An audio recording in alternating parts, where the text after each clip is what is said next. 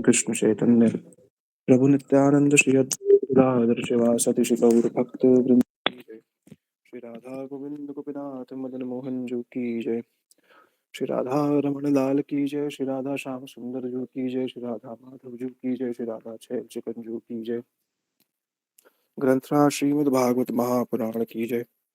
श्री चैतन्य भागवत की जय। श्री चैतन्य चरितामृत की जय। श्री व्यास जी महाराज की जय। पतित पावन श्री वृंदावन दास ठाकुर जी की जय। श्री कृष्णदास कविराज गोस्वामी जी की जय। श्रीमन सुखदेव गोस्वामी पाद की जय। श्री परीक्षित जी महाराज की जय। श्री नारद ऋषि की जय। अनंत कोटि वैष्णव वृंद की जय। समागत गौर भक्त वृंद की जय। श्रीताय गौर प्रेमानंदे। हरि हरि हरि बोल। हरे कृष्ण कृष्ण कृष्ण हरे हरे।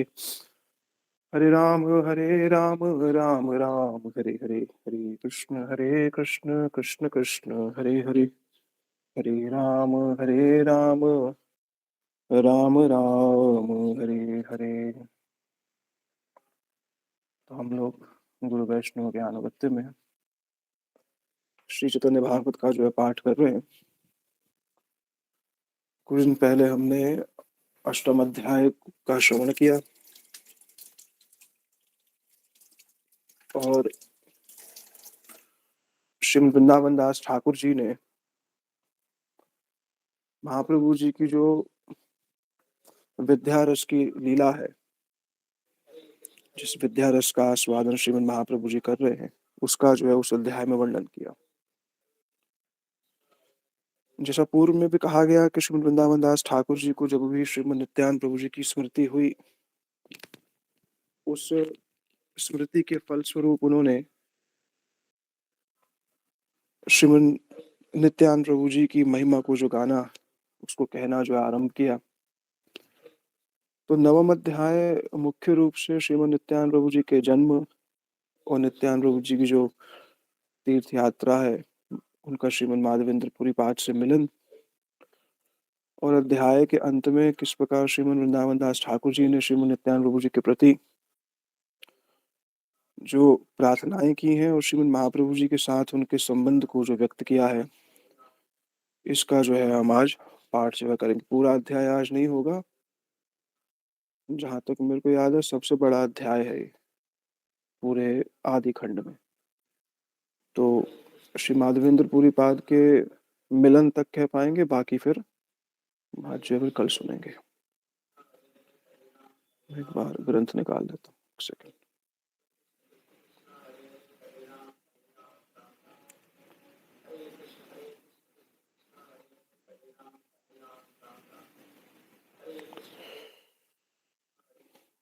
एक सेकंड।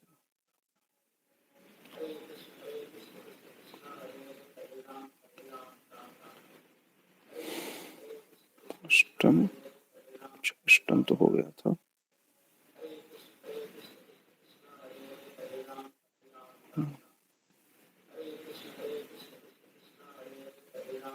नवम, ठीक है। ग्रंथ का ये पाठ का जो अध्याय का जो मंगलाचरण ही है, वो भी कुछ वृंदावन दास ठाकुर जी के भावों को जो है व्यक्त कर रहा है। पूर्व अध्याय में अगर आप मंगलाचरण को देखेंगे तो वहां पर मंगलाचरण वात्सल्य रस संबंधित है। महाप्रभु जी के जो उनकी बाल्य लीला है उससे संबंधित है। जैसे जय जय जगन्नाथ शची सर्व जगत प्राण, पूर्व अध्यायों में आया। वो जगन्नाथ जी और श्री शची माता के पुत्र सर्व जगत के प्राण है। कृपा कर सवार शुभ दृष्टि प्रभु कर सब जगतेर प्राण, सब जगत के प्रति आप जो है कृपा करिए। इस प्रकार के मंगलाचरण, इस अध्याय का मंगलाचरण अपने आप में संकेत दे रहा है, क्योंकि उन्होंने श्रीमद् नित्यानंद प्रभु जी के संयुक्त श्रीमद् महाप्रभु जी की वंदना करी और श्रीमद्द नित्यानंद प्रभु जी को एक विशेष शब्द से संबोधित किया है।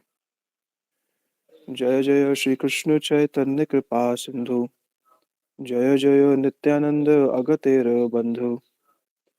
महाप्रभु जी कौन है? कृपा सिंधु है। करुणा समुद्र प्रभु श्री गौर सुंदर, श्रीहस्ते नदिलांतार अंगिर ऊपर।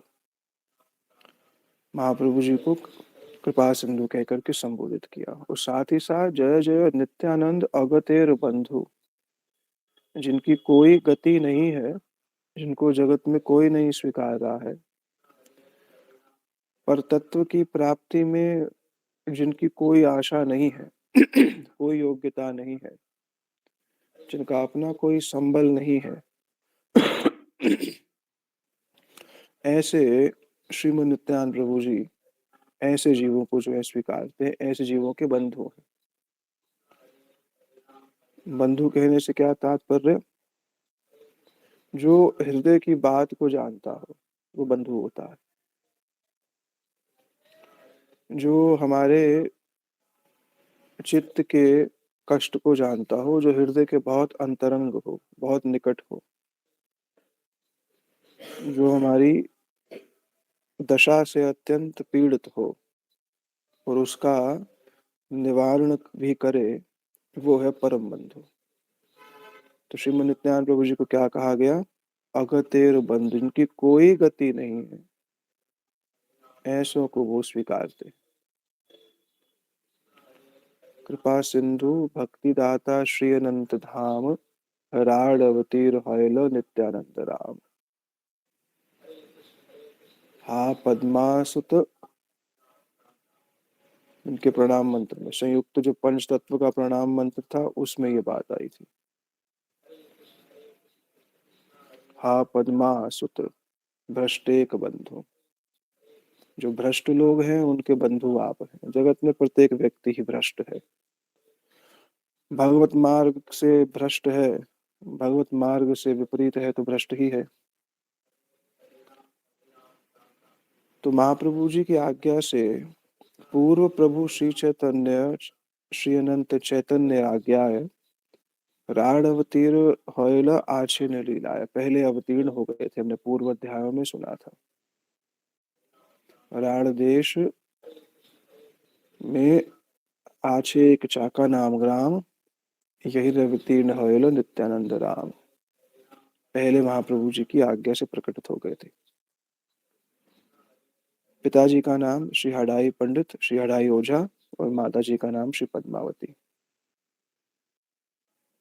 हा विशंबर प्रेमिक संपन्न निधो, हा विशंबर हा महारसमय प्रेमिक संपन्न निधो, हा पद्मासुत दयार्द हृदय भ्रष्टेक बंधु, हा सीतेशु चराचर पते गौरवतीर्ण अक्षम, हा शिवास गदाधर इष्ट विषय तुम में गतिरना तुम गति। ये पंच तत्व का संयुक्त प्रणाम मंत्र है। पहले भी शायद मैंने बताया था, भेजा था कि नहीं, मेरे को याद नहीं है, एक बार फिर याद दिला देना, ठीक है। तो पिताजी का नाम कौन? हाडाई पंडित। माता जी कौन? श्री पद्मावती देवी। गौड़ीय गणों के अधीश्वर नित्यानंद प्रभु एक चक्रग्राम में विराजित हैं। बाल्यकाल से ही बड़े सुबुद्धि हैं, सुस्थिर हैं, गुणवान हैं, कोटि कामदेवों के रूप को भी पराभूत करने वाले। जिस दिन से इनका जन्म राड़ देश में हुआ, एक चक्रग्राम में, एक चक्रग्राम कौन सा हो गया? जहां पर जब श्री कृष्ण ने महाभारत में व्रत लिया था कि मैं चक्र नहीं उठाऊंगा, अस्त्र नहीं उठाऊंगा, और श्री भीष्मदेव द्वारा जब बाणों से अर्जुन पे आक्रमण किया गया और अर्जुन उन बाणों के प्रवाह से व्यथित होने लगा, तो जब अर्जुन व्यथित होने लगे तो श्री भगवान अर्जुन की रक्षा के लिए इस प्रकार से रथ से उतरे, उतरे भी नहीं, विष्णुदेव ने तो अपनी स्तुति में कहा था कि छलांग मारी कि युधि तुरगरद विध्रुम विश्वम कुचललित समवार्य अलंकृतस्य। ये भीष्म स्तुति के जो 8 श्लोक है उसमें आया है कि ठाकुर जी का मुखारविंद कैसा था। एक तो अपने भक्त की रक्षा के लिए इस प्रकार से उतरे उनका पीताम्बर जो है फहरा रहा था और कुरुक्षेत्र की भूमि की जो धूलि थी वो उनके मुख को श्रमवारी अलंकृतस्य, उनके मुख को और अलंकृत ही कर रही थी। श्रम से उदित वारी, श्रम से उदित बिंदु जल, पसीना, पसीना शब्द सही नहीं है, वो बड़ा अलग भाव देता है। तो श्रम से उदित जो वारी है उससे ठाकुर जी का मुखारविंद और अलंकृत हो गया था। तो प्रण तो लिया था कि मैं अस्त्र नहीं उठाऊंगा, पर अर्जुन की रक्षा के लिए क्या करा, जो ही रथ से उतरे हैं, जैसे एक सिंह किसी गज पे आक्रमण करे, ऐसे ही श्री ठाकुर जी ने रथ के ही पहिए को उठा करके भीष्म देव की ओर धावित हुए, पर चलाया नहीं वो रथ, रथ का पहिया, वो रथ का पहिया छोड़ दिया और जहां जाकर के वो रथ का पहिया गिरा वो स्थान हो गया एक चक्र ग्राम, और वहीं पर ही श्रीमद नित्यानंद प्रभु जी का जन्म स्थान। अब महाप्रभु जी के जन्म से बहुत पहले श्रीमद नित्यानंद प्रभु जी अवतीर्ण हुए थे। इष्ट वंदना कहते कहते गुरु वंदना अपने आप आ जाएगी। क्यों? क्योंकि इष्ट की प्राप्ति जिससे हो रही है उसकी महिमा अपने आप उपस्थित, और अगर नहीं हो रही है तो बहुत बड़ी शंका है कि इष्ट प्राप्त भी हो रहा है कि नहीं हो रहा। एक सामान्य से सामान्य, नवीन से नवीन साधक भी अपने हृदय में गुरु के प्रति अगर कृतज्ञता का अनुभव कर रहा है तो मान लो उसकी प्रगति हो रही है। पर अगर उसमें श्री गुरु और वैष्णव के प्रति कृतज्ञता उत्पन्न नहीं हो रही है, ये भाव आ रहा है कि मैंने तो प्राप्त कर लिया बिना किसी सहायता के, हाँ गुरु जी सहायक थे एक स्तर पर मेरा भी कर्तृत्व है, अगर ये हो रहा है तो मानो बुद्धि जो है वो विपरीत दिशा में जा रही है। स्वयं व्यास देव श्रीमन वृंदावन दास ठाकुर जी जहाँ जहाँ श्रीमन नित्यानंद प्रभु जी की स्मृति प्रगाढ़ होती है उनके महिमा सूचक वचक कहना आरंभ कर देते हैं। साधक शिष्य का भी यही कर्तव्य है, वो भगवत महिमा कहने जाएगा तो श्री गुरु वैष्णव महिमा उसमें अपने आप आ जाएगी। कोई जिससे सुना है, जिसने सब चीजों की शिक्षा दी है, उसके प्रति कृतज्ञता बोध हर क्षण रहता है, और यही ही भक्ति का लक्षण है। तो जब श्रीमन चैतन्य महाप्रभु जी का जन्म हुआ नवद्वीप में, ये दिन जन्मिल नवद्वीप गौर चंद्र, राड स्थिति, राड था कि हुंकार करेला नित्यानंद। नित्यानंद प्रभु जी ने हुंकार किया। हुंकार क्यों किया? अत्यंत आह्लादित होकर के, अत्यंत प्रसन्न चित्त होकर के हुंकार क्यों किया कि अब श्रीमन महाप्रभु जी स्वयं जगत का उद्धार करेंगे। क्या नित्यानंद प्रभु जी में सामर्थ्य नहीं है? सामर्थ्य है उनमें। क्या अद्वैताचार्य में सामर्थ्य नहीं? सामर्थ्य है, पर प्रभु की आज्ञा के बिना कुछ करते नहीं है। नित्यानंद प्रभु जी स्वयं ही संकीर्तन लीला आरंभ करते थे, क्योंकि वो भी संकीर्तन के जनक ही हैं, पर उन्होंने प्रतीक्षा करी गौरचंद्र के अवतीर्ण होने की। हनुमान जी जैसे मर्यादा रखी श्री रामचंद्र, लंका ध्वंस कर सकते थे पर किया नहीं।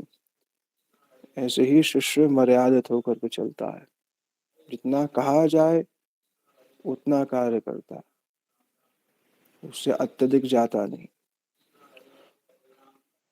तो जब हुंकार हुई, ऐसा प्रतीत हुआ कि श्रीमद नित्यानंद प्रभु जी के हुंकार से कि कहीं पर वज्रपात हुआ है, कुछ लोगों ने स्मरण, कुछ लोगों को ने समझ लिया गौड़ेश्वर गोसाई की गर्जना हुई है, मानो श्रीमद नित्यानंद प्रभु जी जो हैं उन्होंने गर्जन किया है। उनके हुंकार से समस्त ब्रह्मांड, अनंत ब्रह्मांड में वो ध्वनि व्याप्त हो गई, सब संसार मूर्छित हो गया, कोई जान नहीं पाया। अलग अलग बातें लोग कहते हैं हुंकार की किसने, किसने ये हुंकार की, किस कारण से हुंकार की, ये कोई जान नहीं पाया। ये श्री भगवान की विष्णु माया है। विष्णु माया के प्रभाव से कोई नित्यानंद प्रभु को पहचान ना पाया। अब बाल्यकाल का वर्णन श्रीमद् वृंदावन दास ठाकुर जी कर रहे हैं और अद्भुत वर्णन वृंदावन ये जो पूरी बाल्यकाल की लीला का बड़ा ही सुंदर वर्णन दिया है। अब अपने को छिपा करके श्रीमद् नित्यानंद प्रभु जी बालकों के संग आनंद से खेलते रहते थे। शिशुगण संगे यत क्रीड़ा करे, शिशुगण संगे प्रभु यत क्रीड़ा करे, कृष्ण श्री कृष्णेर कार्य बिना आर नहीं सूरे। जो भी क्रीड़ाएं करते थे बाल्यकाल में, उसमें श्री कृष्ण लीला की ही स्फूर्ति होती थी। श्रीमद् महाप्रभु जी अपने बाल्यकाल में श्री कृष्ण के अनुसार जैसे श्री कृष्ण लीला करते हैं वैसे करते थे। श्रीमद् नित्यानंद प्रभु जी उन्हीं सब लीलाओं को ही अपनी सखी, अपने जो सखा मंडल है, उन सखा मंडल के साथ उन्हीं सब लीलाओं को प्रस्तुत करते थे बालकों में, खेल खेल में। महाप्रभु जी स्वयं कर रहे हैं वो, और नित्यानंद प्रभु जी उन्हीं श्री रामचंद्र की लीला, उन्हीं श्री कृष्ण की लीला का बालकों के साथ खेल खेला करते थे, नाट्य के रूप में प्रस्तुत करते थे, अद्भुत रूप में, और बिल्कुल सजीव लगती थी। यह भी अपने आप में एक बहुत अच्छा साधन भगवान ने दिया। जैसे सामवेद का उपवेद है नाट्य शास्त्र,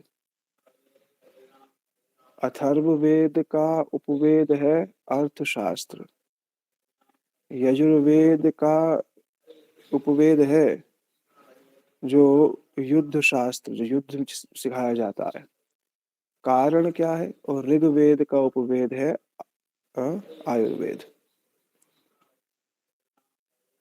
क्यों ये सब चीजें की भगवान ने बनाई है? क्योंकि वो जानते हैं कि जीव जब मेरा भजन करेगा तो मेरे लिए वह कुछ गीत भी गाना चाहेगा, तो उसको सामवेद के माध्यम से वो कलाएं प्रदान करी गई, और नाट्य शास्त्र भी उसी के अंतर्गत आ गया। क्योंकि जीव है, मनुष्य है, कुछ ना कुछ तो करेगा ही सही, मेरा भजन करने, मेरी भक्ति करेगा तो नाट्य शास्त्र के माध्यम से मेरी ही लीलाओं की प्रस्तुति करेगा, जिससे मेरी उसको स्फूर्ति और स्मृति होएगी। इसलिए उसको वैसे नाटक नहीं कह सकते हैं। नाटक शब्द प्राय गलत रूप में प्रयोग होता है। नाटक माने होता है कि जो वास्तविक नहीं है, ऐसा। पर कृष्ण लीला का नाटक जो है वो वास्तविक है। अगर उसको सही रूप से किया जा रहा है शास्त्रीय पद्धति से, ये बात तो ध्यान देने वाली है, तो वह इसी ही प्रकार से, ठीक है ना। तो शिशुओं के साथ जो लीला श्रीमद् नित्यानंद प्रभु जी करते, तो उसमें केवल कृष्ण लीला के बिना कुछ भी स्फुरित नहीं होता। अभी कृष्ण लीला के जन्म से पहले, ठाकुर जी के जन्म से पहले का वर्णन का संपूर्ण ऐसी लीला का वहां पर सब भक्त लोग, सब बालक लोग मिल जाते, एक देव सभा बनाते, कोई पृथ्वी रूप से निवेदन करता, क्या कहता,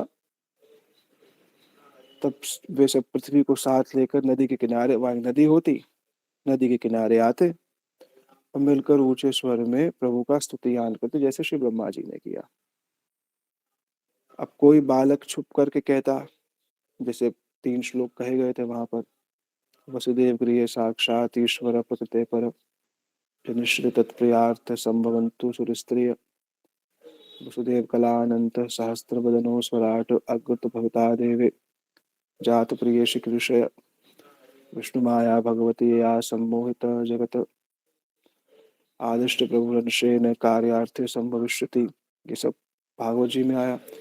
तो ऐसे ही आकाशवाणी में ये तो बालक बैठे होते नदी के किनारे, एक कोई व्यक्ति पृथ्वी देवी का रूप धारण करके, पृथ्वी देवी वहां आती और आकाशवाणी में एक बालक छिप करके कोई कहता, मैं मथुरा गोकुल में अवतीर्ण होऊंगा। किसी दिन प्रभु रात्रि में बालकों को साथ लेकर वसुदेव देवकी का विवाह करा देते। फिर घोर रात्रि होती, अंधेरी रात्रि में एक बंदी गृह बना करके जब श्री कृष्ण का जन्म कराते, तो उस समय गांव का कोई व्यक्ति जागृत न रहता, सब लोग सो रहे होते। गोकुल नगर बना करके पूर्व स्थान से श्री कृष्ण को वहां ले आए, एक गोकुल बना दिया और महामाया बने हुए बालक को ले जाकर कंस के साथ वंचना की। ये सब लीला, कृष्ण लीला यहाँ बता रहे हैं। ये सब लीला खेल करते रहते श्री नित्यानंद प्रभु। किसी बालक को पूतना बनाते और श्री कृष्ण बना शिशु उसकी छाती पर चढ़कर स्तनपान करने लगता। किसी दिन बालकों के साथ शकट की रचना करते, बैल की, नलखंडी, लकड़ी के शकट वैसे ही बना देते। हाँ, बैलगाड़ी बना के उसको तोड़कर फेंक देते। सब लोग जो थे, जिनके घर के आसपास सब ग्वाल थे, नित्यानंद प्रभु जी के आसपास रहने वाले, महाप्रभु जी के घर के आसपास भी अधिकांश ग्वाल रहते थे, बहुत सारे। तो वो घरों के साथ बालकों के जाकर अलक्षित रूप से चोरी किया करते थे। कोई भी श्रीमद नित्यानंद प्रभु जी को छोड़ करके अपने घर में नहीं जाता था, रात दिन उनके साथ विहार करते रहते थे। अब बच्चे सारा दिन विहार कर रहे हैं तो माता पिता को तो कुछ आपत्ति होगी? बोले नहीं। जिन माता पिताओं के वो बालक थे, उन माता पिता के बालकों को कोई आपत्ति नहीं होती थी। यहार बालक तार किछु नहीं बोले, वो कुछ नहीं बोलते। और सब स्नेह करिया राखेन लैया कोले, सब बड़ा स्नेह करते, उनको गोद में उठा लेते। सब हैरान होते, बोलते हमने तो ये सब पहले कभी देखा है नहीं कि छोटे बच्चे भी ये सब करते हैं।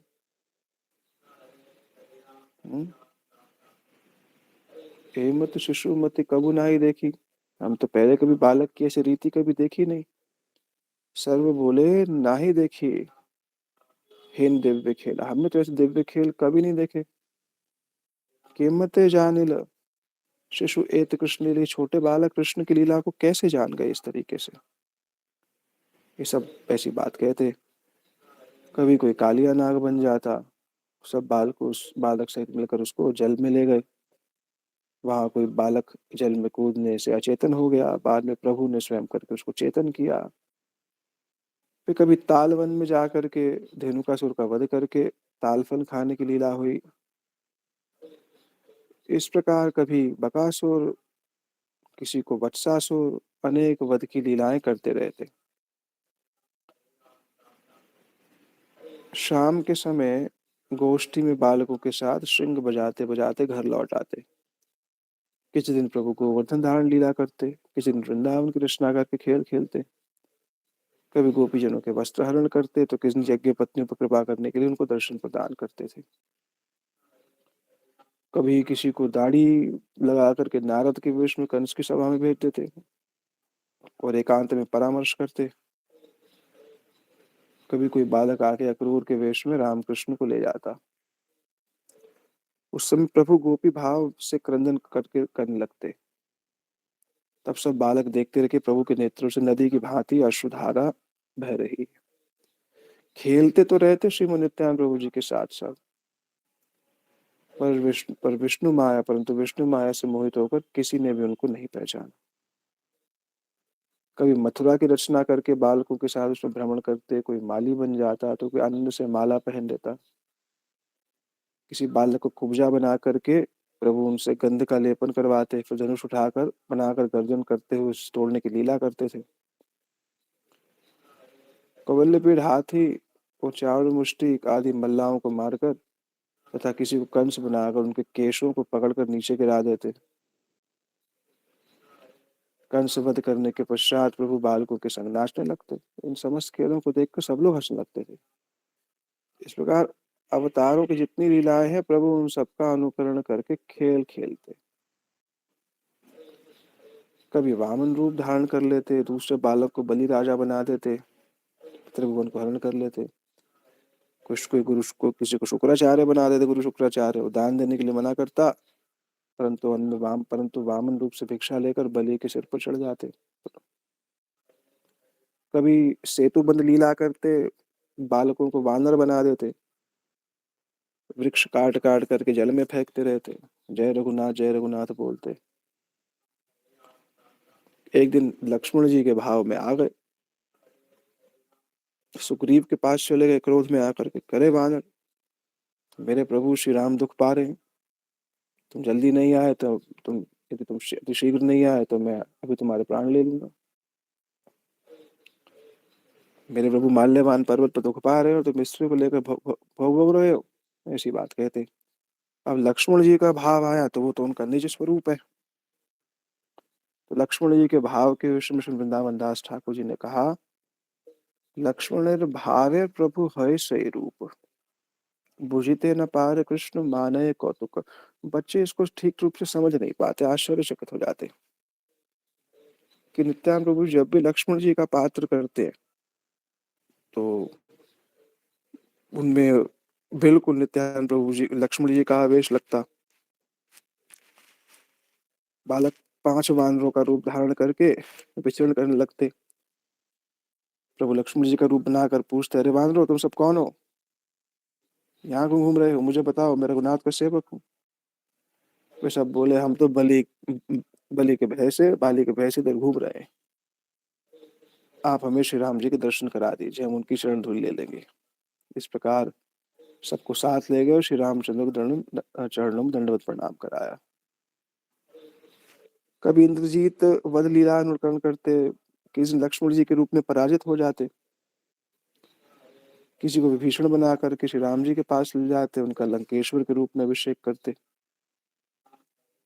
कभी फिर कोई बात लगा कर कहता, अरे मैं रावण हूँ, मैं रावण सामने आया हूँ, लक्ष्मण तुम सावधान हो जाओ, शक्तिशील निक्षेप करता हूँ, ऐसे कमल का पुष्प फेंकता। शिव नित्यानंद प्रभु जी लक्ष्मण जी के भाव में मूर्छित होकर गिर पड़ते। सब बालकों के जागने पर भी नहीं जगते थे। अब सबने देखा इनके शरीर में तो प्राण ही नहीं है, सब लोग सर पे हाथ रख क्रंदन करने लगे। माता पिता ने देखा, अरे पुत्र के शरीर में प्राण नहीं है, जिससे दोनों ही मूर्छित होकर भूमि पर गिर पड़े। सब लोग विस्मित हो गए। तब बालकों ने सारी बात सुनाई। किसी ने कहा, इनके भावों का कारण समझ लिया है, पहले भी ऐसे एक श्रेष्ठ अभिनेता ने दशरथ के भाव में राम वनवासी हुए थे, या शरीर त्याग दिया था। तो बोले, फिर जिस बालक को हनुमान जी का वेश बना के धारण करा कर रखा था, वो औषधि लेकर के उसके द्वारा औषधि ला कर देने से ये अच्छे हो जाएंगे। प्रभु ने पहले ही सब सिखा रहा था, मैं ऐसे मूर्छित हो जाऊंगा, सब लोग रोएंगे मेरे आसपास आकर के, पूछेंगे आया है क्या हो गया, तो तुम सब कह देना क्या कि हनुमान जी को भेज देना पीछे से, तो मेरी नाक में कोई औषधि डालेंगे, मैं प्राण मेरे वापस आ जाएंगे। महाप्रभु अचेतन, नित्यानंद प्रभु जी अचेतन पड़े हैं, सब बालक बड़े व्याकुल हो उठे।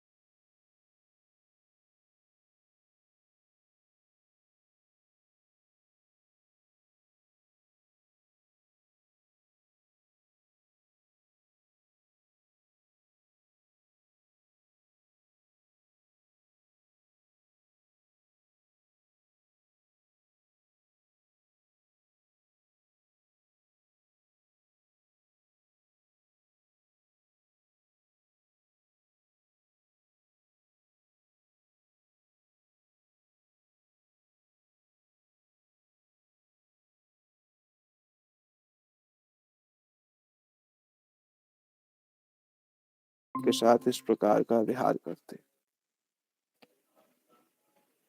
जन्मे जन्मे चैतन्य संगे अवतरे, जो हमने पूर्व काल में भी सुना था, पूर्व में सुनी थी इस बात को, कि ए सब शिशु पाए बहु नमस्कार, नित्यानंद संगे ए मत विहार। इन सब शिशुओं के चरणों में मेरा अनंत कोटि साष्टांग प्रणाम है, जो श्रीमद नित्यानंद प्रभु जी के साथ इस प्रकार स्वच्छंद जो है विहार कर रहे हैं। स्वच्छंद उनके साथ इस प्रकार की लीला जो है कर रहे हैं।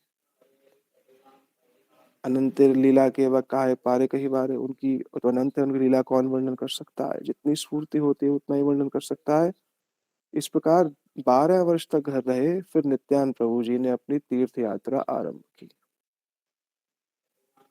20 वर्ष की आयु तक तीर्थ भ्रमण करने के पश्चात अंत में महाप्रभु जी से मिले। अब नित्यानंद प्रभु जी की तीर्थ यात्रा का वर्णन श्री वृंदावन दास ठाकुर जी कर रहे हैं। नित्यानंद प्रभु जी की कृपा का वर्णन इस तीर्थ यात्रा के आरंभ में पहले ही दे रहे हैं। नित्यानंद तीर्थ यात्रा सुन आदि खंडे, इस आदि खंड में नित्यानंद प्रभु जी की इस तीर्थ यात्रा को सुनो। ये प्रभु निंदे दुष्ट पापिष्ट पाखंडे, पापी लोग जो है, दुष्ट लोग जो है, दुष्ट पापी लोग जो है, ये सब नित्यानंद प्रभु जी की निंदा करते। ये प्रभु करेला जगत सर्व जगत उद्धार, जिन नित्यानंद प्रभु जी ने सारे जगत का उद्धार किया। करुणा समुद्र बाई नहीं यार, इनसे बड़ा दूसरा करुणा समुद्र और कौन हो सकता, और कोई नहीं। जिनको छोड़कर करुणा का सागर और कोई नहीं। जिनकी कृपा से, यार कृपाए जानी चैतन्य तत्व, जिनकी कृपा से महाप्रभु जी के तत्व को जाना जाता है। तत्व अधिक प्रिय चैतन्य नहीं यार, निर्वधि सही देह कर्ण विहार, प्रथम अध्याय में कहा गया। महाप्रभु जी को श्रीमद नित्यानंद प्रभु जी से अत्यधिक प्रिय और कोई नहीं। निर्वधि, जिनकी देह में निरंतर श्रीमद महाप्रभु जी विहार करते हैं। बड़े दयाल प्रभु नित्यानंद राय, चैतन्य कीर्ति सूर्य जहार कृपाय। नित्यानंद प्रभु जी की कृपा से ही श्रीमद महाप्रभु जी की स्फूर्ति हृदय में होती है। तो ये प्रभु करेला जगत का उद्धार किया, करुणा समुद्र है। और यहार कृपाए, यहार कृपाए जानी चैतन्य तत्व, जिनकी कृपा से चैतन्य महाप्रभु जी के तत्व को जाना जाता है। और यार द्वार व्यक्त हो चैतन्य महत्व, जिनके माध्यम से महाप्रभु जी की महिमा और उनका महत्व जो है वह प्रकाशित जो है होता है। ये सब बात श्री वृंदावन दास ठाकुर ने उनकी तीर्थ यात्रा के आरंभ में ही कह दी। तीर्थ यात्रा का बहुत बड़ा क्रम बताया, हम उसको अब थोड़ा पाठ जो है कर लेते। सुनो श्री चैतन्य प्रियतमेर कथन, ये मत करेला तीर्थ मंडली भ्रमण। श्री चैतन्य देव के परम प्रियतम श्री नित्यानंद प्रभु की कथा सुनी, जिन्होंने जिस प्रकार से उन्होंने तीर्थों में भ्रमण किया है। सबसे पहले वक्रेश्वर तीर्थ गए, फिर अकेले वहां से वैद्यनाथ वन में आ गए, वहां से गया गए, फिर श्री शिव राजधानी काशी में पहुंचे, जहां पर गंगा उत्तर वाहिनी बहती है। गंगा जी को देखकर कृष्ण नित्यानंद राय ने बड़े सुख से स्नान और गंगा जल का पान किया, परंतु तब भी उनकी तृप्ति नहीं हुई। फिर माघ मास आया, प्रयाग पहुंचे, स्नान किया, तब वहां से अपने पूर्व जन्म स्थान मथुरा आ गए। विश्राम घाट पहुंचे, यमुना जी के निकट जल केली इत्यादि किया, फिर गोवर्धन की तरफ चले गए। 12 वनों में करके प्रभु एक एक करके नित्यानंद प्रभु जी भ्रमण करने लगे। इसलिए उनके चरण चिन्ह बहुत स्थानों पर देखे जाते हैं। इसका जो विस्तार से वर्णन है वह वर्णन आता है ग्रंथ श्री भक्ति रत्नाकर में। भक्ति रत्नाकर में भी इन चीजों का वर्णन जो आता है, किस प्रकार से वो भ्रमण जो करते हैं और कहाँ पर उनके स्थान थे। जैसे अभी भी जाओ तो महाप्रभु जी के पाद पद्म को स्थापित किया जा रहा है। जो इस्कॉन के भक्त लोग हैं वो महाप्रभु जी के पाद पद्म को सब जगह पर स्थापित कर रहे हैं। वंशीवट जाओ तो वहां दिखेगा आपको। आप किधर जाओ, कहाँ वंशीवट गए, चरण पहाड़ी जाओ तो वहां पर ही महाप्रभु जी के चरण कमल पाद पीठ दिखेंगे, हर स्थान पर दिख रहा है। जहां महाप्रभु जी गए थे, वहां वहां पर उनके चरण कमल जो है अब वो स्मृति के रूप में जो है स्थापित जो है कर रहे हैं। द्वादश वनों में श्रीमद नित्यानंद प्रभु जी ने भ्रमण किया। अब गोकुल पहुंचे। श्री नंद बाबा के वास स्थान को देखकर प्रभु ने बैठकर अति क्रंदन किया। तब प्रभु श्री मदन गोपाल को प्रणाम करके वहां से पांडवों की पूरी हस्तिनापुर में चले गए। हस्तिनापुर पहुंचे हैं तो वहां देखकर भी उन्होंने रोदन किया, पर वहां के जो लोग थे वो भक्ति शून्यता के कारण कुछ भी नहीं समझ सके। हस्तिनापुर में श्री बलराम कीर्ति का दर्शन कर त्राहि माम हल्दर कहकर उन्हें प्रणाम किया। तब श्री नित्यानंद प्रभु द्वारकापुरी गए, वहां समुद्र में स्नान करके आनंदित हुए। फिर भगवान कपिल देव के स्थान सिद्धपुर में भी गए। वहां से मत्स्य तीर्थ पहुंचकर महोत्सव द्वारा सबको अन्नदान किया। कुछ लोगों के मन में यह संदेह हो सकता है कि हमें ये सब जानने की क्या आवश्यकता है। किसी के मन में ये संदेह हो सकता है कि हमें क्या मतलब, कहाँ गए क्या नहीं गए। देखो, ये न प्रभु महा जो नित्यानंद प्रभु जी जो है, उन्होंने जगत के लिए भ्रमण किया है। जगत के उद्धार के लिए उन्होंने भ्रमण, अवधूत वेश रूपे करिरा भ्रमण, अवधूत रूप में जो है भ्रमण कर रहे हैं। इन सब स्थानों में अपने पाद पद्म को स्थापित करके, अपनी स्मृति चिन्हों को स्थापित करके, केवल और केवल अपने निज स्थान पर बैठते हुए अगर कोई इन समस्त स्थानों का चिंतन करे तो उनको श्रीमद् नित्यानंद प्रभु जी के संग की जो है प्राप्ति होती है। तो ग्रंथकार के द्वारा गए कहे गए कुछ विषय तो सही हैं और कुछ विषय इतने रुचिकर नहीं है, ये बात नहीं सोचनी चाहिए, क्योंकि ये विषय रुचि का नहीं है। ये ग्रंथकार की, श्री वृंदावन दास ठाकुर की श्रीमद् नित्यानंद प्रभु जी के प्रति जो एक अत्यंत सहज प्रीति है, उसका परिचय है। उसके बाद प्रभु भगवान कपिल देव के स्थान सिद्धपुर में गए। फिर वहां से मत्स्य तीर्थ पहुंचकर महोत्सव द्वारा सबको अन्नदान किया। वहां से श्रीमद् नित्यानंद प्रभु जी शिव कांची और विष्णु कांची पहुंचे, जहाँ पर वैष्णव और शैवों का आपस में महाद्वंद देखकर प्रभु हंसने लगे। वैष्णव लोग और शैव लोग आपस में लड़ते रहते, बहुत था पहले, 500 वर्ष पूर्व वैष्णवों और शैव में बड़ा द्वंद होता था। इसी कारण से ही श्रीमद तुलसीदास जी ने मानस की रचना करी, जहां पर श्री शिव जी के माध्यम से ही सब कथा को अत्यंत बोधगम्य भाषा में स्थापित किया और श्री शिव जी को ही अपने गुरु के रूप में उन्होंने वर्ण किया। और एक बहुत बड़ा सेतु, एक बहुत बड़ी जो एक द्वंद का कारण था वैष्णवों और शैवों के बीच में, श्री तुलसीदास जी ने उस द्वंद को दूर करने का अत्यंत बहुत भरसक जो है प्रयास किया था। तत्वता ना जानने के कारण ही सब लोग एक दूसरे को लड़ते रहे, तत्व के अनभिज्ञता है, एक दूसरे के तीव्र विरोध करते हैं। नित्यानंद प्रभु जी ये शैव और वैष्णवों का आपस में महाद्वंद देख करके हंसने लगे। फिर वहां से कुरुक्षेत्र पृथुदक बिंदु सरोवर आए, उसके बाद प्रभास क्षेत्र और सुदर्शन तीर्थ तीर्थवर की ओर चले गए। फिर वहां से त्रितकूप तीर्थ, महातीर्थ और विशाला पहुंचे। तत्पश्चात ब्रह्म तीर्थ, चक्र तीर्थ के दर्शन चल दिए। आगे श्री पार्वती जी से, शिव जी से उनका मिलन होगा। पार्वती जी स्वयं शिव नित्यानंद प्रभु जी के लिए भोजन बनाएंगी। फिर जाकर के उनका श्री माधवेंद्रपुरी पाठ से मिलन होगा।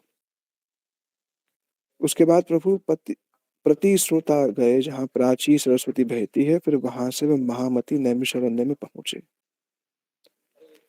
तब वहां से श्री नित्यानंद प्रभु जी अयोध्या नगर में आए, जहां पर श्री राम जी की जन्मभूमि को देखकर बहुत क्रंदन किया।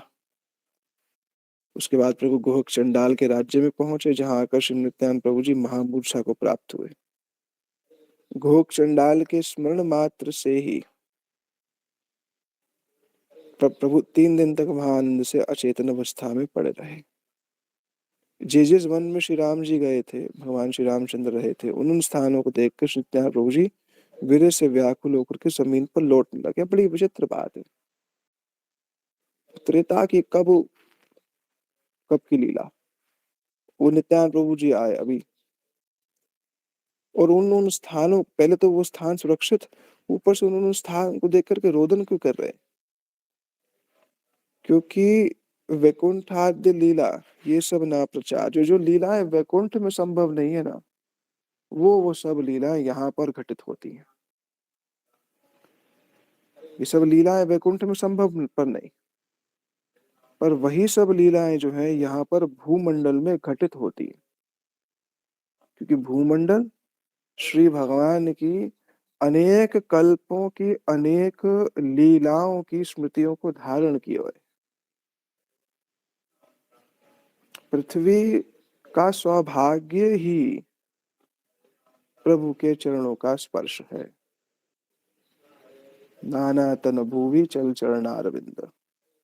पृथ्वी का सौभाग्य ही यही है, भगवान के चरण कमलों का स्पर्श।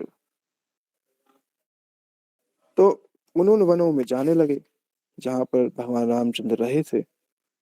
जिस वन में भगवान रामचंद्र रहे थे, उन स्थानों को देखकर श्री नित्यानंद प्रभु से वीर से व्याकुल होकर जमीन पर लौटने लगे। वहां से चलकर वो गोमती, गंडकी तथा शोण तीर्थ में स्नान करते हुए प्रभु महेंद्र पर्वत की चोटी पर पहुंचे। वहां श्री परशुराम जी को प्रणाम कर गंगा की जन्मभूमि हरिद्वार में आ गए। फिर पंपा सरोवर, भीमरथी तथा सप्त गोदावरी में गए और वैष्णवा तीर्थ और विपाशा नदी में स्नान किया। वहां श्री कार्तिक विग्रह का दर्शन करके श्री नित्यानंद महामती श्री शैल पर पधारे, जहां महेश, पार्वती, ब्राह्मण और ब्राह्मणी के रूप में निवास करते हैं। उन्होंने पहचान लिया। निज इष्ट देवेन चिनिलेन दोई जन अवधूत रूपे करे तीर्थ पर्यटन। समझ गए ये तो हमारे इष्ट देव, ये तो श्रीमद नित्यानंद प्रभु जी हैं। अवधूत रूप में तीर्थ पर्यटन करते हुए पहचान लिया। बड़ा संतोष हुआ उनको। अतिथि रूप में आए हैं और देवी पार्वती जी ने हर्षित होकर के रसोई तैयार करी और परम आदर के साथ प्रभु को भिक्षा कराई। चिंतन प्रभु ने हंसते हुए उन दोनों को प्रणाम किया और एक बार श्री वृंदावन दास ठाकुर जी ने कह दी कि अनंत कथा हैल कृष्ण रसे जान। शिव नित्यानंद प्रभु जी और श्री शिव जी के बीच में क्या कृष्ण कथा हुई ये नहीं जान सकते, वो तो कृष्ण ही जानते हैं। उनकी एकांत में क्या क्या बातें हुई उसे कृष्ण ही जानते हैं। तब वहां श्री नित्यानंद प्रभु जी द्रविड़ देश की ओर चल दिए।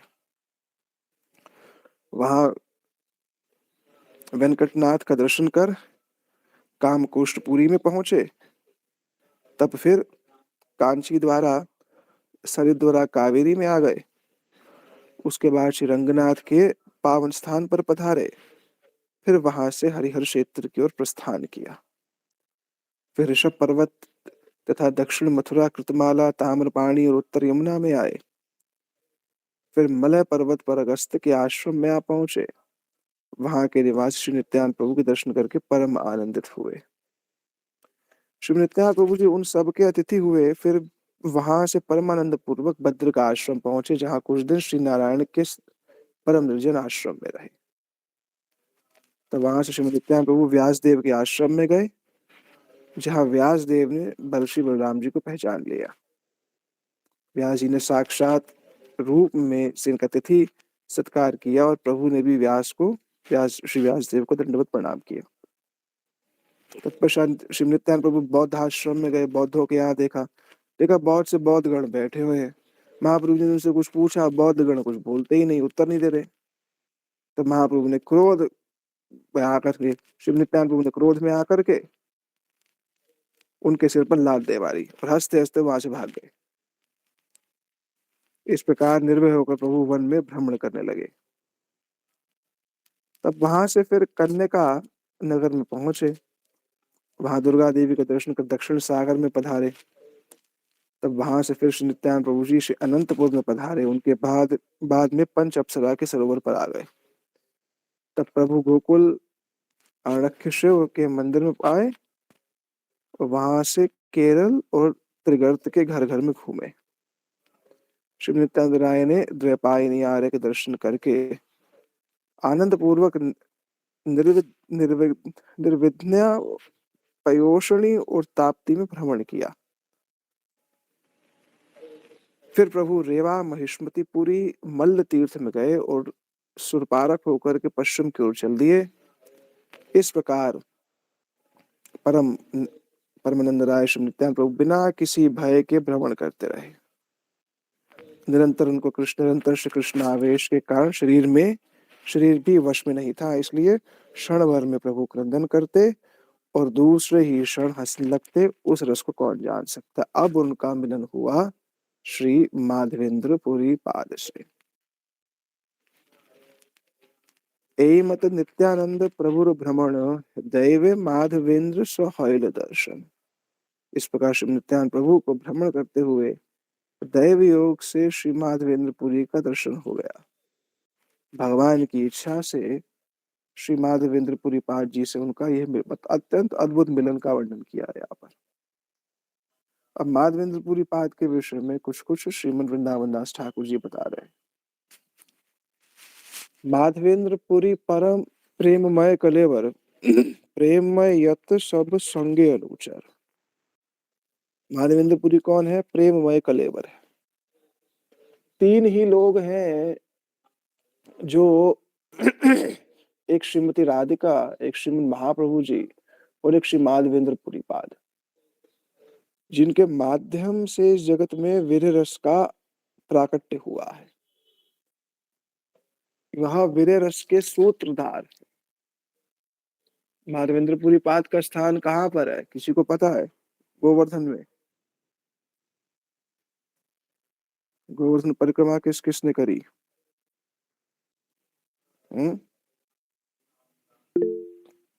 हरे कृष्णा प्रभु जी, दंडवत प्रणाम। हाँ जी, प्रभु जी, ये गोविंद कुंड के पास है। हाँ जी, गोविंद कुंड पर ही है वो, वहीं पर माधवेंद्र पुरी पाद का स्थान है। वो माधवेंद्र पुरी पाद के विषय में कहा गया माधवेंद्र पुरी प्रेममय कलेवर। प्रेममय कलेवर था उनका, और जितने भी उनके अनुचर थे वो सब भी प्रेममय थे, उनके साथ रहने वाले। सामर्थ्य गुरु का ये स्वभाव होता है कि वो गुरु अपने शिष्यों को अपने ही समान बना देता है। ये उसका प्रभाव होता है। गुरु जी कह रहे थे एक स्थान पर कि श्री नारद जी जैसे गुरु होंगे, आएंगे, मस्तक पे हाथ रखेंगे और कृष्ण भक्ति हो जाएगी। अगर व्यक्ति पाना चाहता है तो तब तो वो उसको इस प्रकार से दे देगा। आहार क्या है माधवेंद्र पुरी का? ये तो हमने चैतन्य चरितामृत में भी सुना है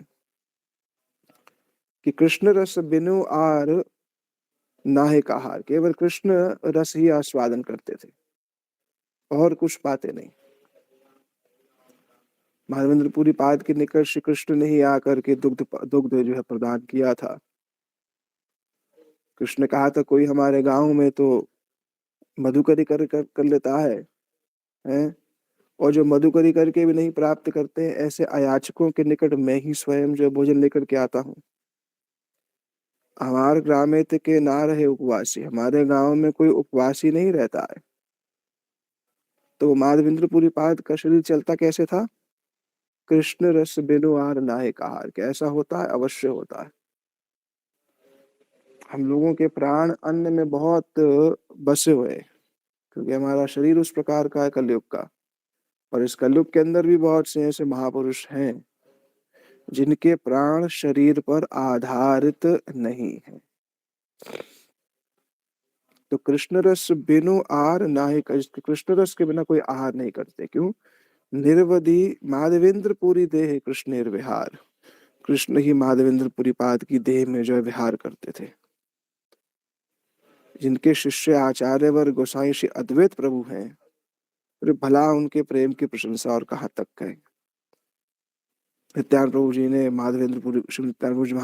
माधवेंद्र पुरी जी को देखा, उसी क्षण प्रेम से मूर्छित होकर के निष्पन्द हो गए, मानो शरीर में प्राण ही नहीं, वायु ही नहीं। और भक्ति रसे माधवेंद्र आदि सूत्रधार। ये जो विरह रस का जो आदि सूत्र है ना, वो है श्री माधवेंद्र पुरी पाद। अपने जीवन के अंतिम काल में निरंतर अय दीन दयार्द्रनाथ मथुरानाथ कदावलोकस्य। जैसे श्रीमती राधिका श्री कृष्ण के मथुरागमन के पश्चात निरंतर विरह में भावित होती हैं, ऐसे ही श्री माधवेंद्र पुरी पाद भी निरंतर यही श्लोक गाते, अय दीन दयार्द्रनाथ मथुरानाथ कदावलोकस्य। हे मथुरानाथ, आप कहाँ चले गए? आप तो दीनों के जो हृदय है, दीन लोगों का जो हृदय, हम जैसे दीनों के नाथ है आप, और दया आर्द्र है आप। आपका हृदय तो कैसा होता है? दीनों को देख करके पिघलता है। कदा अवलोकस्य, मैं आपको फिर जो है कब देख पाऊंगी, ऐसा श्रीमती राधिका कह रही है श्री कृष्ण के लिए। हृदय तो आलोक का तरम, मेरा हृदय आपको देखने के लिए अत्यंत अत्यंत विरह भाव को प्राप्त है, और आपको ना देखने के कारण मेरे को समझ में नहीं आ रहा मैं क्या करूं। क्या करूं? भ्राम्य किम करोमि हम, दयित भ्राम्यति किम करोमि हम, किम करोमि, इसी को ही किंकरी कहा गया है। मैं क्या करूं आपके लिए, आपकी प्राप्ति के लिए मैं क्या करूं, आपकी प्राप्ति मुझे कैसे होएगी? यही महाप्रभु जी ने भाव दिया है। विरह भजन का प्राण है। जिस भजन में विरह नहीं है, गुरु जी कहा करते थे, खा पी करके मोटे ताजे होकर के सो रहे हैं, कृष्ण से मिलन की कोई उत्कंठा होती नहीं। तो बोले वो भजन जिसमें विरह नहीं है, उसको वास्तविक रूप में भजन नहीं कहा जा सकता है। भगवान से मिलने की उत्कंठा हो, अपने स्वरूप प्राप्ति की उत्कंठा हो। और श्री माधवेंद्र पुरी पाद निरंतर श्रीमती राधिका के भाव में यही श्लोक कहते थे, भ्राम्य किम करो में हम, श्याम सुंदर आप चले गए, आपके जाने के पश्चात अब मैं क्या करूं, आप ये बता दीजिए। किसके निकट जाकर के अपना दुख जो है मैं निवेदन करूं? ये केवल काल्पनिक बातें नहीं है, ये केवल थोड़ी बहुत जान बूझ करके रोने वाली बातें नहीं है। गुरुदेव कहते थे कुछ लोगों को हृदय कोमल होता है, वो इन सब श्लोकों को सुन करके जान बूझ करके रोते और दिखाते हैं कि देखो हम रो रहे हैं, देखो हमारा कंठ भर आया है। ये नाटक से भी हम लोगों को दूर रहना चाहिए, इससे भी कोई लाभ होता नहीं। भक्त अपने अश्रुओं को छिपाएगा कभी, भगवत गान करते करते करते कथा कीर्तन करते हुए उसके चित्त कंठ अपने आप अवरुद्ध हो जाए, फिर उसको प्रशमित करेगा, उसको उसका कभी भी दिखाएगा नहीं कि मैं रो रहा हूं। माधवेंद्र पुरी पाद एकांत में श्लोक का गान करते थे, हृदय त्वदालोक कातरम, कब आपका दर्शन होगा मेरे को, कब आपकी सन्निकटता प्राप्त होएगी, कब फिर पुनः मैं आपसे बात करूंगी, कब फिर उसी यमुना पुलिन पर हमारा विहार होगा। वो सब स्मृतियां मेरे मानस पटल पर उदय होकर के मुझको व्यथित कर रही हैं। ये तो श्रीमती राधिका का पक्ष हो गया। गुरु जी कहते थे साधक का क्या पक्ष होगा, कि कब हमें शुद्ध साधु संग मिलेगा, कब हम स्थिर चित्त से हरिनाम कर पाएंगे, कब वैष्णव जन मुझ पर कृपा करेंगे, कब मेरे हृदय से ये काम क्रोध लोप हो जाएगा। ये एक प्रकार का विरह। दूसरा, कब नाम में मेरी रुचि हो जाएगी, कब मेरे चित्त में यह सब लीलाएं जो है स्फुरित होंगी, कब श्री कृष्ण का रूप सौंदर्य किंचित मात्र भी मेरे हृदय में उदित होकर के मेरे जन्म जन्म के दग्ध चित्त को शीतल कर देगा। चंद्रिका की किरणें उदित होकर के जैसे ग्रीष्म ऋतु में भूमि जो तापित हो जाती है उसके ताप को अपने स्पर्श से दूर कर देती है, ऐसे ही प्रभु आपका रूप सौंदर्य, आपकी स्फूर्ति, आपके चरणारविंद की स्मृति, आपके चरण कमल से प्रकट होने वाली नख चंद्रिकाएं कब मेरे हृदय में प्रकट होकर के मेरे इस काम क्रोध लोभ मोह जैसे पूर्ण रूप से इनने मेरे चित्त पर अधिकार कर लिया है, कब यह सब जो है मेरा दूर होगा। इससे उन्नत दशा विशेष करके अब कब मेरे को ब्रज का वास्तविक दर्शन होगा, कब मैं ब्रज के उस अपराकृत स्वरूप को देख पाऊंगा, कब मेरे हृदय में मेरे कृष्ण के प्रति मेरे हृदय में प्रेम का एक कण भी उदय होगा। ये सब विरह के अलग अलग स्तर, फिर अंत में जा करके वही क्या, तवे अस्मि हे श्रीमती राधिका, मैं आपकी हूँ, मैं आपकी हूँ, मैं आपकी हूँ, इसके अतिरिक्त और किसी की नहीं। मुख से नहीं होगा भैया, ये तो पूरा अपने आप में एक साधन है, ये तो साधन की पद्धति है। और जिसका होता है वो भीतर रखता है, कहीं किसी अत्यंत निकट वाले के सामने व्यक्त करता है। जगत की झूठी प्रसिद्धि लालसा के लिए वो सबके सामने रोना धोना शुरू नहीं कर देगा, इसको छुपा करके रखेगा। जितना भजन बढ़ेगा उतना वो उसे गुप्त रखेगा, सबके सामने ये सब बात कहेगा नहीं। तो श्री माधवेंद्र पुरी पाद निरंतर इसी ही श्लोक का पाठ करते हुए ब्राह्म्यते किम करो में हम, इसलिए उनको कहा गया भक्ति रसे माधवेंद्र आदि सूत्रधार। गौरचंद्र ई कहियाचिन बार बार, महाप्रभु जी ने इस बात को जो है बार बार जो है कहा है।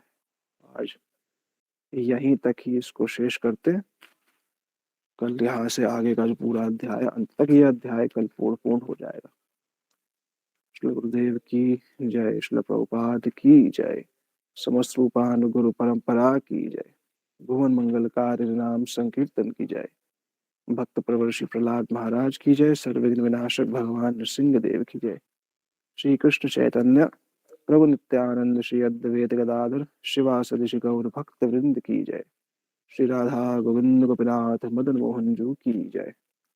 ग्रंथराज श्रीमद् भागवत महापुराण की जय। श्री चैतन्य भागवत की जय। श्री चैतन्य चरितामृत की जय। श्री व्यास जी महाराज की जय। पतित पावन श्री वृंदावन दास ठाकुर जी की जय। श्री कृष्णदास कविराज गोस्वामी जी की जय। श्रीमन सुखदेव गोस्वामी पाद की जय। श्री परीक्षित जी महाराज की जय। श्री नारद ऋषि की जय। अनंत कोटि वैष्णव वृंद की जय। समागत गौर भक्त वृंद की जय। श्रीताय गौर प्रेमानंदे। हरि हरि हरि हरि बोल। हरे कृष्ण कृष्ण कृष्ण हरे हरे, हरे राम राम राम हरे हरे, हरे कृष्ण कृष्ण कृष्ण कृष्ण हरे हरे,